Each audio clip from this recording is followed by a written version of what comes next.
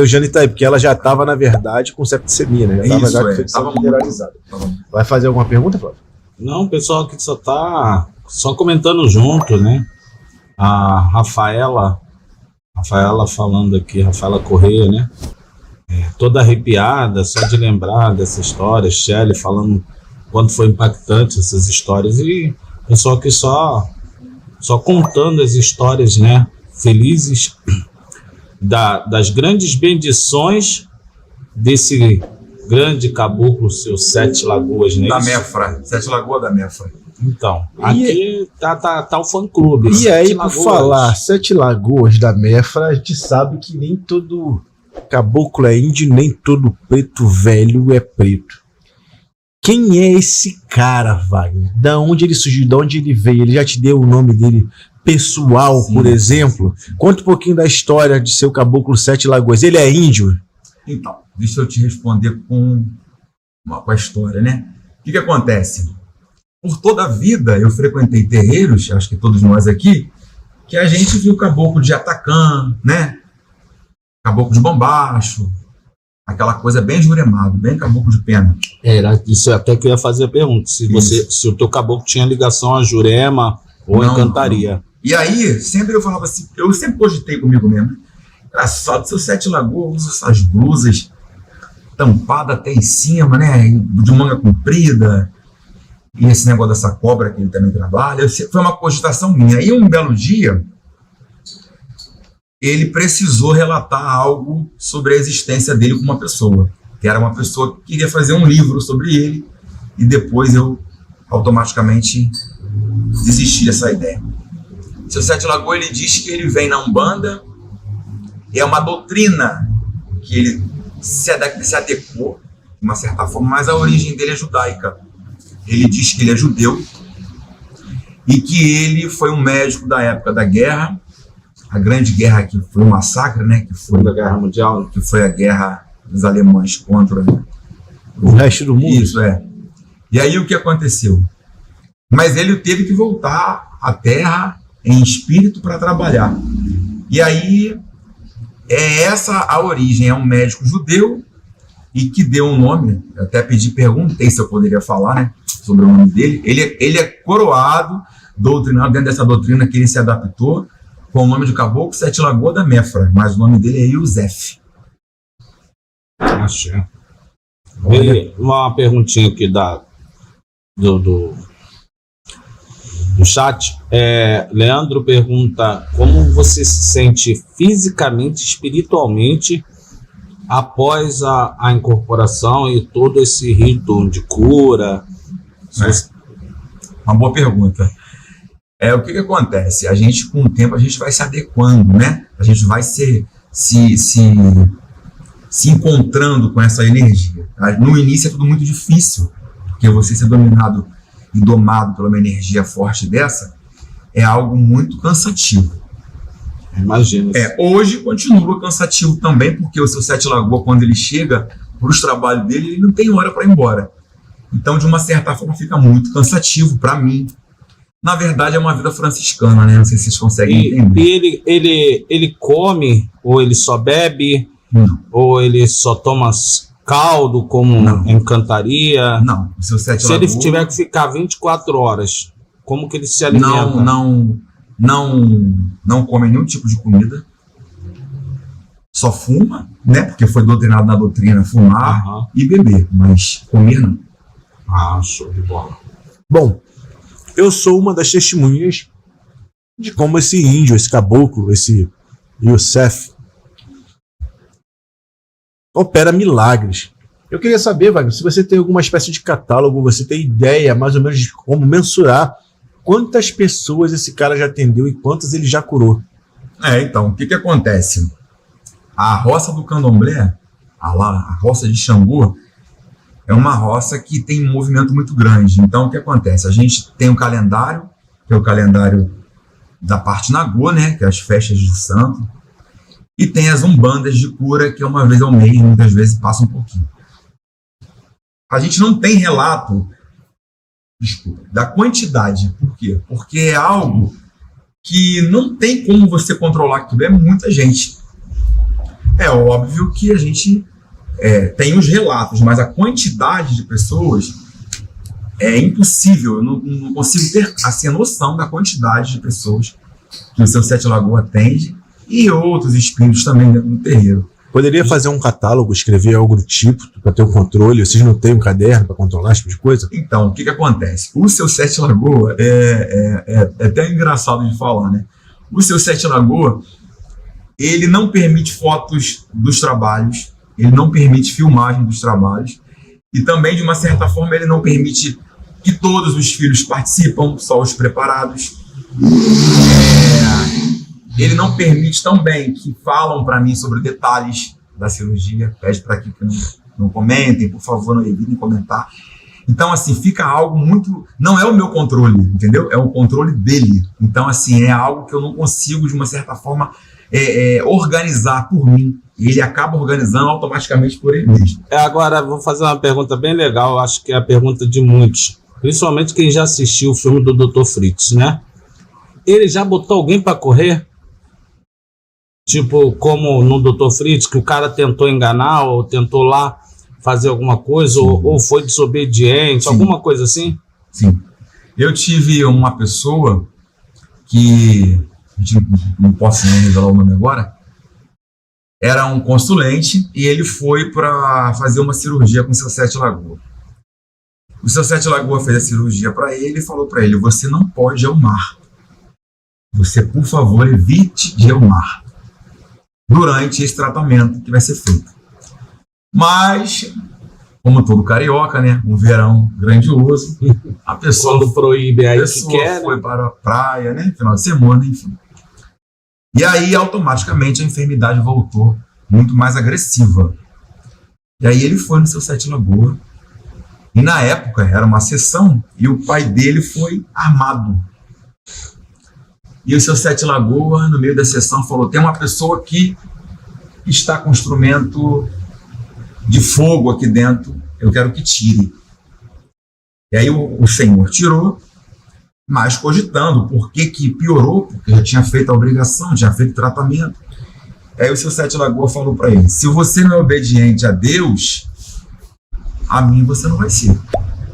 Então, se você não quer ficar curado, dê a vez para quem acredita e para quem queira. Procura-se seus meios pelos seus caminhos próprios. Caraca. Bom, a gente sabe, Wagner, que grandes médios que trabalharam com cirurgia espiritual, como o próprio José Arigó, eles tiveram mortes, às vezes trágicas, ou coisas do gênero, do tipo. E isso tudo através de um pacto, acredito eu, de lealdade entre o espírito, a espiritualidade e a pessoa, foi-lhe revelado, tá? Diz até que isso é uma espécie de maldição, se não ser o termo correto ser utilizado, de quem recebe o Dr. Fritz. Quem trabalha com o Dr. Fritz, não sei se seria o caso do seu caboclo. Mas esse seu caboclo, Youssef, Sete Lagoas, ele já te falou algo parecido? Já te estimou tempo? Já te deu alguma espécie de intuição? Fala um pouquinho disso pra gente. Então, na verdade, eu já tive alguns flashes, né, sobre esse assunto. Sempre quando ele pode, quando a casa não está tão cheia nos atendimentos, ele chama alguns médios de alta confiança dele, a Cambona, a Mãe Cantu, que é a Ruane Bossar, né, que ele botou no nome de Mãe Cantu, e o Fomo, que é o que trabalha com o Caboclo Urubatão da Guia, e falar para eles o seguinte: olha, vocês precisam aprender tudo o que vocês têm que aprender. Aprendam com lealdade, com dignidade, sejam intensos, tenham fome de aprender. Porque ou vocês de repente podem ter que ajudar o meu cavalo, ou então vocês vão ter que caminhar sozinhos. Então aí a gente já vê, de uma certa forma, a gente até para não conversar sobre esse assunto, que a gente vê que parece que tem a hora de começar e a hora de terminar, de uma certa forma, né? E aí eles ficam assim: não, a gente não quer aprender porque é o senhor e tal. Vocês aprendam, depois vocês vão dizer que vão me agradecer por isso. Aprendam tudo o que vocês puderem aprender. As rezas, como rezar alguém, como exaltar a Deus, como se purificar, como pedir a paz interior. e como trabalhar dignamente na espiritualidade para com que vocês possam, amanhã depois, conseguir caminhar. Então, de uma certa forma, a gente tem uma cogitação aí que tem uma hora para isso terminar. Nada falando sobre dia e data, mas a gente já imagina que supostamente não vai ser, né, tão ruim. Baseado nisso, ele já deu a você como você vai morrer? Então, na verdade, em uma das obrigações que eu fiz, há um tempo atrás, e eu tive que dormir na roça, né? Obrigação para caboclo, nós fizemos uma grande mesa, uma grande implantação para caboclo, e o seu Sete Lagoas se aborreceu com os filhos que saíram de dentro da doutrina para poder fumar, olhar o telefone, alguma coisa assim, e ele disse que ele ia embora e não ia voltar mais. E aí ele foi embora, muito nervoso, e eu fiquei muito preocupado, porque nessa época também, sabe aquela coisa que fecha tudo, não entrava jogo de búzio, ninguém aparecia, eu falava, meu Deus do céu, o que está acontecendo na roça? E aí foi quando eu fiz essa obrigação para tentar pedir desculpa, né, sobre os médios inadimplentes e tal e tal. Eu dormi, e aí eu tive uma visão muito concreta e de uma certa forma muito nítida. Eu fora do meu corpo, eu me olhei e eu estava num local e o médico falava assim, olha, o infarto está sendo grande, não tem como. Entra com isso, entra com aquilo, um atendimento hospitalar e é como se eu estivesse infartando. E aí o médico não conseguia me ressuscitar nessa visão. E aí, na próxima sessão, o seu Sete Lagoas voltou e disse que quando ele não puder fazer mais nada por mim, esse será o motivo. Me deu aquela visão toda. Né? A verdade a gente sai do corpo da gente, a gente vê aquilo acontecendo com a gente mesmo. Né? Se desdobrou no tempo. Isso é verdade. Bom, e aí um passarinho preto das asas verde e amarela chamado Orumilá falou aí que tu é iniciado em Ifá, graças ao Olófilo do Mário. Esse senhor chamado Orumilá, ele adia o dia da morte. É milagroso também. Eu queria saber como é que tu chegou até Ifá, cara. Queria que tu contasse, na verdade, né? Como chegou até Ifá e o que isso acrescentou e modificou na sua vida, já que tu és Umbanda, Babalorixá, no Candomblé, Fon, e também iniciado em Ifá. Fala um pouquinho disso pra gente. Então, teve uma época da minha vida que eu tive muitos problemas em outras repartições da vida por ser muito, até o dia de hoje, né? Muito dedicado a essa missão na casa do Candomblé e os atendimentos do seu Sete Lagoas. E eu tive problemas pessoais porque eu não consegui, de uma certa forma na época, até por ser muito novo, dividir essa situação, né? Eu tenho que dar atenção aqui, eu tenho que dar atenção ali. Eu fui muito intenso dentro do culto e da minha responsabilidade. E eu acabei falhando em outra parte, em outras situações. E essa fala me trouxe problemas emocionais, né? Íntimos, sentimentais. Eu fiquei muito perdido na época. E eu cogitava comigo mesmo por muita coisa. Foi quando eu fui à casa de uma amiga minha. Na verdade, eu liguei para ela, falei, olha, que a IAPTB, a Shelly, né, que hoje é a Ialorixá, da nação Bate-Folha. E ela falou, olha, eu não tenho um lugar nenhum para te levar. Eu falei, mas eu não quero que as pessoas... Né, porque é difícil você ser Babalorixá e ficar pedindo... Não, vem aqui em casa que o meu esposo joga. Na época, eu falei, mas teu esposo, eu nem conheço sua esposa, ela mora em Padre Miguel, morava próximo a mim. Aí eu cheguei do plantão e fui. Chegou lá, eu conheci o Ogum da Gil, que aqui está, e nesse momento o Ogum da Gil não era Babalaô, ele era o Facã, me atendeu com medo de Logum, me deu um suporte muito importante, e eu muito desconfiado, porque eu não conhecia, né? Eu falei, pô, esse negócio de Ifá, aquela coisa toda que a gente tem, era muito no começo também o Ifá, né?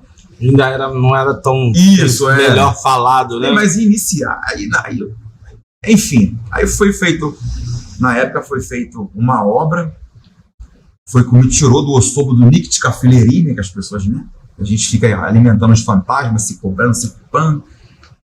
Aí eu fui pra casa, dei a cunhada da minha vida. E um belo dia eu falei assim, cara, eu gostei daquele cara. Eu vou fazer o seguinte, eu vou lá conversar com ele de novo. Aí fui lá. muito profético, explicando cada tópico, né? Me deu toda aquela atenção. Aí eu falei, olha, deixa eu falar uma coisa com você. Quase um pavão. Falei, ô moço, eu vou fazer esse negócio aí com o senhor. Vou iniciar esse negócio aí. Rapaz, mas eu não posso iniciar, não. Por que achei que você não pode? Não, eu não sou babalaô. Eu falei, mas você não vai ser um dia? Aí ele falou pra mim, não, vou ser, mas não é agora. Eu falei, então vamos, eu vou te esperar. Eu vou te esperar e vou fazer com você. Rapaz, eu te levo lá no meu padrinho. Eu falei, rapaz, velho, eu tô falando pra você que eu não quero teu padrinho, eu quero fazer com você. Não, mas você já é babalaô de chá antigo, dano de santo. Eu falei, mas eu quero fazer com você, velho. Não vou fazer com ninguém, não, vou fazer contigo. E aí, o Leonardo, que é o Muradico, ele foi a babalaô. Logo depois, né, padrinho? Coisa muito rápida. Ele foi a babalaô num mês e no outro mês eu iniciei a UFACAN. É imensurável. Eu até digo para as pessoas, né? E até acho que todo mundo que esteja assistindo essa entrevista leva isso como um conselho. Eu posso dizer para vocês que hoje eu sou um ser humano diferenciado.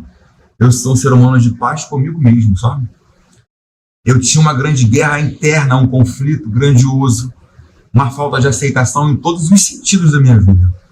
Eu me cogitava, por que eu sou tão novo? Estou dentro do terreiro com tanta gente idosa, com um montão de gente, eu poderia estar no samba, eu poderia estar no pagode. Por que eu estou aqui, né? Aquela cogitação. Por que tal coisa não dá certo? Por que todo mundo me usa e conquista as coisas e de uma certa forma eu não vejo retorno? Por que manhã não está aqui comigo? Por que a minha irmã não está aqui comigo? Eu estou sozinho. E aí, quando eu fui ao UFACAN, que eu vim, o Epim Pacochê, eu tive toda a resposta dessa cogitação. Foi assim, um livro aberto para o Wagner ser o Wagner de hoje, de ser o baiano que eu sou hoje. Eu não posso mentir para vocês, eu era um turbulhão de força, assim, sabe? Eu era uma pessoa que tinha dia que nem eu mesmo me aguentava. As galinhas voavam pelo barracão, nunca vi galinha voar, mas aquelas voavam. Não tinha alguma, com nada, e um conflito muito grande familiar, né? Eu não conseguia entender e nem me entendia, era uma coisa muito ruim. E aí, quando eu vim ao UFACAN, isso tudo foi bem explicado, né? Que meu padrinho, junto com os outros babalaôs, começaram a me dizer o motivo de eu ser sacerdote, veio no meu odum, o motivo das pessoas virem até mim para poder ter, a resolver problemas e depois não voltar ou não me agradecer, nem pelo menos obrigado. O motivo até dos conflitos familiares entre eu e maninha e outras coisas mais. Então, de uma certa forma, Orúmila para mim, Orúmila, Xangô, que é meu orixá, o Baquiô Desci, e seu Sete Lagoa, que é o que movimenta, é o que me leva, né? É o grande marechal que me acompanha, que me dá força. Eu lembro de manhinha, como manhinha chorava, manhinha soluçava. Manhinha. Foi o primeiro barco do meu padrinho, e aí foi uma coisa muito emocionante. Eu até o dia de hoje, eu entro em Áustria, né? A gente fica meio assim, né? Caramba, quem eu fui, quem eu sou, o que o Orúmila é na minha vida. E assim, eu acredito, né, que o Orúmila, ele pode fazer por todo mundo quando aquele mesmo quer que algo aconteça. Verdade. Então, assim, de uma certa forma, eu vivi aquilo que foi feito, vivo até o dia de hoje,